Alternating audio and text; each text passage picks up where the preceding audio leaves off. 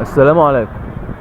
النهارده يا جماعه معدي من سيدي بشر الحقيقه، وشفت البحر قدام حضراتكم كده، تحسوا ان فيه انحسار في المياه يا جماعه. يعني بصوا المياه ناقصه ازاي، وجميله في نفس الوقت ونضيفه جدا، يعني حاجه غريبه.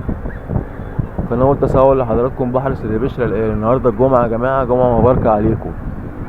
يعني بصوا الجمال، يعني المفروض المكان ده يكون فيه نهر في الكورنيش بتاع الاسكندريه وكده. بصوا المياه رايقه وجميله والصخور ده يا جماعه المفروض البحر بيغطيها وبيطلع بيخبط فيها وبيرجع تاني. بصوا المية ناقصة جامدة، يعني مش ناقصة حبة صغيرين. بصوا قدام حضراتكم يا جماعة، فسبحان الله. وكمان يا جماعة في ناس في البحر اهي، والدنيا جميلة. المنظر رائع جدا النهاردة يا جماعة.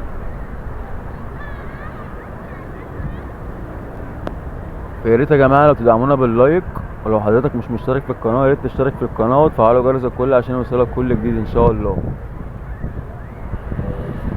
وفاضل يومين على وقف قطار ابو قير، يا ترى هيقف ولا مش هيقف؟ فهنشوف برضو، يعني هو خلاص فاضل يومين بإذن الله.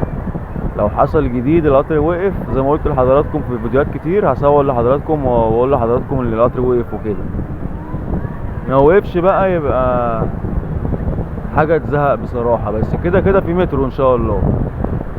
فخلينا نشوف الايام اللي جايه فيها ايه، وربنا يقدم اللي فيه الخير.